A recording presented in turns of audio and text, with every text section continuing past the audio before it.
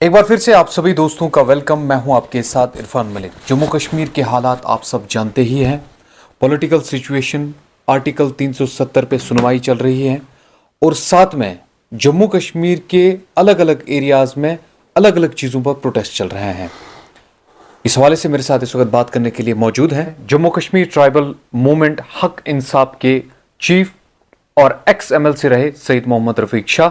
शाह साहब, आपका बहुत बहुत शुक्रिया वक्त देने के लिए। आपका बहुत बहुत शुक्रिया हुजूर। आपसे पहले जानना चाहेंगे, आर्टिकल 370 की सुनवाई चल रही है, तो आपका क्या ख्याल है, सुनवाई कहां तक जाएगी?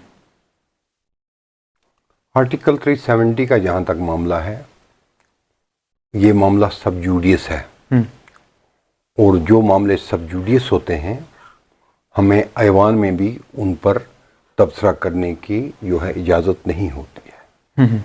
तो इस पर हम कोई तबसरा नहीं कर सकते हैं क्योंकि वो कंटेम्प्ट ऑफ कोर्ट होता है। तो इस पर वही लोग बात कर सकते हैं जो इसमें कानूनी तौर अथराइज्ड हैं। सपोज जो वकला वहाँ पर हैं या जो जज साहिबान इस मामले को डील कर रहे हैं, और ये सुप्रीम कोर्ट की एक आला बेंच है। इस पर हम तबसरा करें तो वो कंटेम्प्ट ऑफ कोर्ट होता है। शाह साहब, अभी रिसेंटली आपने ट्राइबल मूवमेंट जो आपका चल रहा था, जिस तरीके से अभी खुशखबरी आपको मिली और आपकी जो मांग थी, क्या वो फुलफिल पूरे तरीके से हुई है या अभी डोल ही पीटा जा रहा है? नहीं, डोल शोल कोई नहीं पीटा गया। इस बारे में हमारे लोगों ने जो जश्न मनाया, मैं थोड़ा तारीखी पस मंज़र में जाऊंगा कि माजी में जो भी वादे हमारे साथ हुए उसमें यहाँ से स्टेट गवर्नमेंटों ने चाहे कोशिश की भी, लेकिन मरकज़ में जो सरकार थी उन्होंने कोई संजीदगी इस बारे में नहीं दिखाई। तो मौजूदा सरकार के हम शुक्रगुजार हैं। उन्होंने एक कमीशन मुकर्रर किया जिसको JD शर्मा कमीशन कहा जाता है।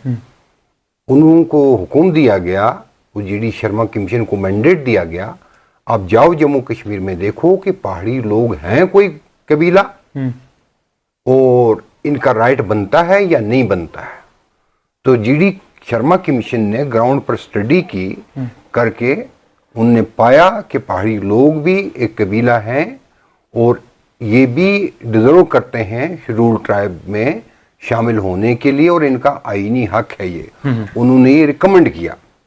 उसके बाद जो है इस पर जो है इसको ट्राइबल कमीशन ऑफ इंडिया ने रिकमेंड किया इस केस को, और फिर इसको रजिस्ट्रार जनरल ऑफ इंडिया, एक बहुत बड़ा इंडिपेंडेंट अदारा है, ऑटोनमस अदारा है, उसने रिकमेंड किया, रिकॉग्नाइज किया और ये गवर्नमेंट को भेजा और गवर्नमेंट ने इस पर कानून साजी के लिए बिल बनाई।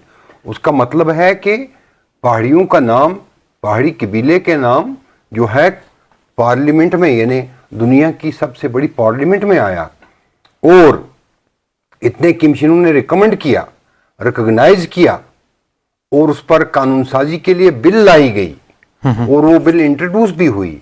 चूंकि ऐवान में जो है नो कॉन्फिडेंस मोशन लाया गया ऑनरेबल प्राइम मिनिस्टर के खिलाफ, तो बिकॉज ऑफ दैट वो 3 दिन उसमें जाया हो गए, तो हमारी बिल जो है वो होल्ड हो गई। लेकिन जश्न इस बात का हम मना रहे हैं और मनाएंगे भी कि पहाड़ी कबीले को तस्लीम किया हुकूमत हिंदुस्तान ने, रजिस्ट्रार जनरल ऑफ इंडिया ने, ट्राइबल कमीशन ऑफ इंडिया ने, JD शर्मा कमीशन ने, बैकवर्ड क्लास कमीशन ने, पीरजादा कमीशन ने, जिसके बारे में 1931 की सेंसस मेरे पास पड़ी है, मैं आपको बताऊंगा। हिज हाइनेस ये पीछे लगे हैं, महाराजा हरी सिंह बहादुर ने एक सर्वे करवाया था। उस सर्वे में पहाड़ियों को डिफाइन किया है, उनकी कितनी परसेंटेज है, और मेरे पास सर्टिफाइड कॉपी है। लेकिन कुछ लोग कहते थे पहाड़ी तो कोई लोग ही नहीं है, कोई लोग ही नहीं है। इनको जो है इनकी शिनाख्त को, पहाड़ियों की शिनाख्त को, पहाड़ी कबीले की शिनाख्त को दबा कर रखा गया था, ख़त्म करके रखा गया था। कहीं पर हमें कश्मीरियों के साथ डाइल्यूट किया गया, कहीं पर हमें गुजरों के साथ डाइल्यूट किया गया था, कहीं पर हमें बाकी लोगों के साथ डाइल्यूट किया गया था। कश्मीर में जिस तरीके के हालात हैं इस वक्त, आपने देखा होगा हालिया दिनों में जम्मू की प्रेस कॉलोनी में भी और सड़कों पर भी स्मार्ट मीटर्स को लेकर जोरदार एहतजाज हो रहा है। श्रीनगर में एहतजाज हो रहा है। कोई पॉलिटिकल, कुछ जो हमारे पॉलिटिकल लीडर्स रहे हैं वो इस पर बात कर रहे हैं, मैक्सिमम तो चुप हैं। तो रफीक शाह इसके बारे में क्या सोच रहे हैं? देखिए, जो ये हैं ये डेवलपमेंटल इशू होते हैं, ये हुकूमतों का काम होता है देखना, लेकिन हुकूमतें जो भी करती हैं वो अवाम की बेहतरी के लिए ही करती हैं, अवाम की बदतरी के लिए नहीं बल्कि बेहतरी के लिए करती हैं। अब यह है कहीं पर लोगों को डर लगता है नए कानून आने से, नई चीज़ें इंट्रोड्यूस करने से, क्योंकि अवेयरनेस कम होती है। तो मैं ये कहूँगा हुकूमत से कि स्मार्ट मीटर तैनात न किए जाएं, वो न लगाए जाएं। इस पर सोचा जाए पहले, इस पर रीलुक किया जाए, इस पर रीलुक किया जाए और लोगों को जो है इस बारे में अवेयर किया जाए, जानकारी दी जाए कि स्मार्ट मीटर लगाने से क्या होगा, स्मार्ट मीटर न लगाने क्या फायदे हैं, क्या नुकसान है, उसके जो है नेगेटिव पॉजिटिव दोनों जो हैं तरीके उनको अवाम को समझाएं पहले, क्योंकि उमूमन अवाम अक्सरियत में अवेयर नहीं होती है नताइज से या हालात से। ये हुकूमत को ही पता होता है इस पॉलिसी का क्या मतलब है। तो इस ज़िम्मे में मैं हुकूमत से यही अर्ज करूंगा, गुजारिश करूंगा और मांग भी करूंगा कि तब तक जो है स्मार्ट मीटर्स का मसला जो है ये रोल बैक किया जाए जब तक आप अवाम को इस बारे में अवेयरनेस नहीं दे सकते हैं। तो मैं हुकूमत से यही मुतालबा करूंगा, एलजी साहब से मुतालबा करूंगा, मैं होम मिनिस्टर ऑफ इंडिया से मुतालबा करूंगा, पहले इस बारे में लोगों की राय ली जाए और लोगों को इस बारे में नफा और नुकसान के बारे में समझाया जाए। जिस तरीके से इलेक्शन के बारे में इस वक्त हवा चल रहा है और अब आने वाले दिनों में पंचायत या म्युनिसिपैलिटीज के इलेक्शंस होने वाले हैं, जी। और किस तरीके से आप इसको देखते हैं? निकलूंगा और वोट डालूंगा, निकलूंगा और वोट डालूंगा, और क्या है। जब कश्मीर की सियासत वैसी ही सियासत होगी जिस तरीके से पहले हुआ करती थी, या बहुत कुछ बदलाव आया है? देखिए, मॉडिफिकेशनें होती हैं, तब्दीलियां होती हैं, मौसम में तब्दीलियां होती हैं, माहौल में तब्दीलियां होती हैं, फिज़ा में तब्दीलियां होती हैं, कभी फिज़ा आलूदा हो जाती है, कभी फिज़ा साफ हो जाती है। तो तब्दीलियां तो आई हैं और तब्दीलियां आलूदा कब थी और साफ कब हो गई? नहीं, आलूदा भी होती है, साफ भी होती है। ये आलूदगी और सफाई ये एक सिलसिला चलता रहता है। तो लेकिन तब्दीलियां आई हैं, अवामी नुमाइंदे आएंगे चुनकर, जो भी आएंगे चुनकर आएंगे और हकीकत में चुनकर आएंगे, बगैर किसी इन्फ्लुएंस के, बगैर कुंबा परवरी के, बगैर ज़ात पात के, बगैर खरीद फरोख्त के। जो हैं आज लोग बहुत होशियार हो चुके हैं, लोगों ने हर एक लीडर को परख लिया है, लोगों ने हर चीज़ को समझ लिया है और लोगों तक, आखिरी आदमी तक सियासत पहुंच चुकी है। और आपने पंचायत इलेक्शन में हालिया देखा कौन लोग चुनकर आए, जो गुमनाम लोग थे। आपने डीडीसी इलेक्शन में भी देखा कौन लोग चुनकर आए, जो कभी सियासत के बारे में सपना भी नहीं देख सकते थे। लिहाजा आम लोग आएंगे, लेमैन आएगा, एक डेमोक्रेटिक सेटअप बनेगा, लोगों को अपना हक मिलेगा। एक बयान भी आया जो चीफ है बीजेपी के रविंद्र रैना का, उन्होंने भी कहा कि आपने इसके बारे में लड़ाई लड़ी। आपने कैसे लड़ाई लड़ी जब डिलिमिटेशन कमीशन ने ऑलरेडी ये तय किया था कि हम त्रेगाम को ये सीट देंगे, तो आपने कैसे दी? क्या आप कमीशन में थे या? अच्छा बनने न बनने का सवाल नहीं है। बीजेपी के चीफ रविंद्र रैना ने जो बयान दिया है उसने हकीकत पर मुबनी एक बयान दिया है। उसने कहा है कि उसने एक्स एमएलसी रफीक शाह जो है उन्होंने बहुत बड़ी एजिटेशन की लड़ाई लड़ी। बिल्कुल, उन्हें सच कहा है, उन्हें सच कहा है। अब उस लड़ाई में आप शामिल थे या नहीं थे वो अलग बात है, वो प्रोटेस्ट आपने देखा या नहीं देखा वो अलग बात है, लेकिन ये थोड़ा तफसील से मैं जवाब दे दूंगा। बीजेपी के चीफ की बात तो एक माने खेज बात है, लेकिन मैं ये कहूंगा कि डिलिमिटेशन हुआ और कश्मीर में एक सीट बनी। ये एक सीट बटमालू में भी बन सकती थी। बटमालू की पॉपुलेशन कुपवाड़ा की पॉपुलेशन के 3 टाइम्स ज्यादा है। ये एक सीट साउथ कश्मीर में भी बन सकती थी, बिल्कुल बन सकती। ये एक सीट बारामूला में भी बन सकती थी, ये एक सीट बांडीपोरा में भी बन सकती थी या ये एक सीट अनंतनाग में भी बन सकती थी, है ना। तो जहां तक त्रेगाम का ताल्लुक है, मैं पहाड़ी ट्राइबल मूवमेंट को रिप्रेजेंट कर रहा हूं, मैं पहाड़ी ट्राइबल मूवमेंट चला रहा हूं और हमारे जो पहाड़ी कबायली लोग हैं उनको बुनियादी सियासी हुकूक से 1947 से आज तक महरूम रखा गया है। सिर्फ वोट डालने की एक मशीन रहे हैं। और हमारी एक कमिटमेंट थी हमारे पहाड़ी लोगों के साथ कि हम आपके सियासी हुकूक को बहाल करेंगे।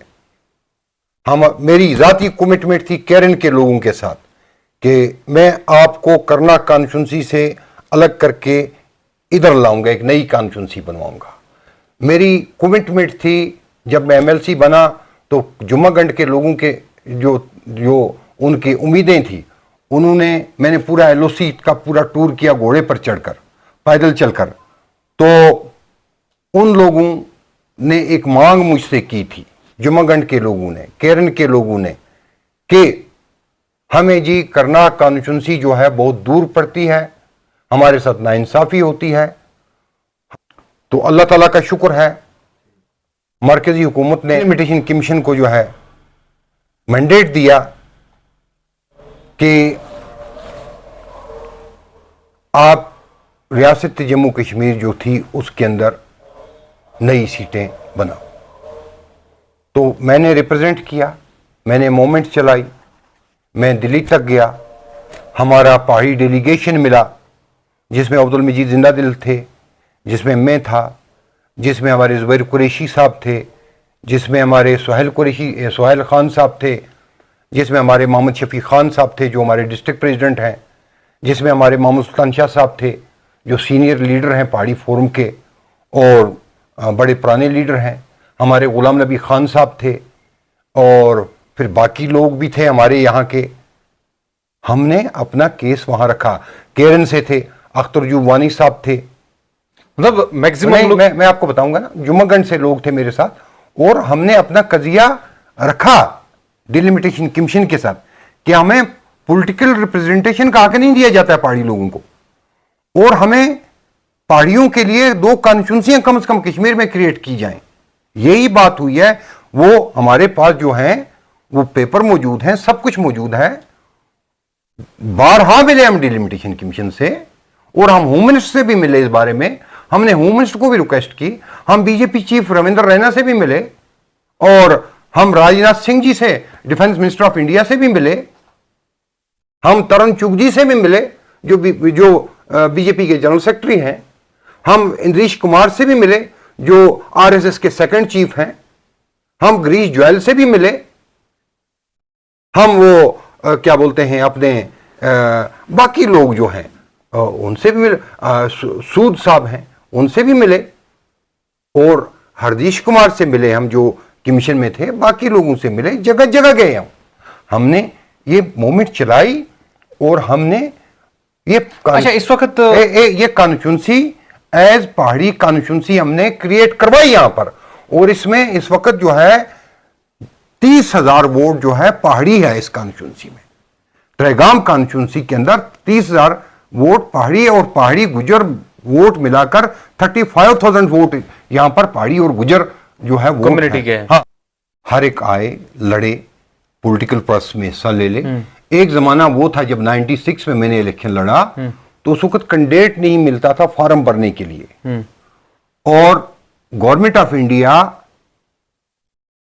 बहुत कोशिश कर रही थी यहां पॉलिटिकल प्रोसेस शुरू करने के लिए। मेरे फादर साहब ने उस प्रोसेस में हिस्सा लिया, गुलाम रसूल कार साहब ने हिस्सा लिया, बाकी लोगों ने हिस्सा लिया और 96 में प्रोफेसर भीम सिंह ने सुप्रीम कोर्ट से ऑर्डर लिया यहां इलेक्शन करवाने का। टीएन सेशन ने 2 बार इलेक्शन मुलतवी किया और प्रोफेसर भीम सिंह ने सुप्रीम कोर्ट से ऑर्डर लेकर यहां इलेक्शन करवाया उस वक्त और हमने वो इलेक्शन लड़ा और मैंने खुद 96 में इलेक्शन लड़ा। हालांकि मैं उस वक्त बहुत छोटा था, मेरी दाढ़ी मूछ नहीं आई थी, बाकी लोगों ने भी लड़ा। आज भी हम वो कहते हैं कि पॉलिटिकल प्रोसेस जो है उसको वास्ट करने के लिए और जमहूरियत को बढ़ावा देने के लिए सब आए, सब लड़ें। मैं तो चाहता हूं इस कॉन्स्टिट्यूंसी में 100 कैंडिडेट हूं, 100 कैंडिडेट हूं, और मैं आपको भी दावत देता हूं, आप भी लड़ें। मैं आपको भी दावत देता हूं, वो जमानत के पैसे 5-6 हजार रुपए मैं आपको जेब से दे दूंगा, आप भी लड़ें। मैं अपने मुझे तो इस वक्त अभी लड़ने की जरूरत नहीं। मैं अपने पीएसओ को भी कहता हूं वो रिजाइन देकर वो भी लड़ें। मैं शाह साहब को भी दावत देता हूं, मोहम्मद हसन शाह साहब को भी, ये भी फार्म भरें। मैं हर एक को दावत देता हूं, वो आए। अच्छा, आपका यही मतलब है कि आप लड़े आए और पॉलिटिकल सेटअप को आप मजबूत करें, बनाएं। वो लोगों की मर्जी है वो किसको चुनते हैं, बिल्कुल वो अवाम की मर्जी है वो किसको चुनते हैं। चलिए जी, बहुत बहुत शुक्रिया। ये थे मेरे साथ पहाड़ी फोरम के चीफ और XMLC सैयद मोहम्मद रफीक शाह। बहरहाल ये लोगों का मसला है, लोग किसको चुने, और इलेक्शन जो है, इलेक्शन प्रोसेस जो है, ये लोगों के लिए ही होता है और लोग ही अपने नुमाइंदे को चुन सकते हैं। बाकी न्यूज अपडेट्स के लिए बने रहे हमारे साथ। इरफान मलिक, कश्मीर क्राउन, कुपवारा। अच्छा मुस्तकबिल बनाना सबका सपना होता है, इसीलिए बेहतर शिक्षा और बेहतर मुस्तकबिल के लिए चुनिए Desh Bhagat university centre of excellence Srinagar, जहां आपको BSc medical lab, BSc operation theatre, BSc anaesthesia, BSc radiology, BSc physiotherapy, BBA, BCA, BA, MCA, MSc OTT, MSc RIT, MSc MLT, MPT जैसे प्रोफेशनल कोर्सेज स्कॉलरशिप के साथ करने की अपॉर्चुनिटी मिल रही है। Registration करने की लास्ट डेट 31 अगस्त 2023 है। आज ही अप्लाई करने के लिए www.dbucoe.com पर रजिस्ट्रेशन करें। Desh Bhagat university centre of excellence, Lavepura, Srinagar. Contact us on 9419234559 और 9682666329।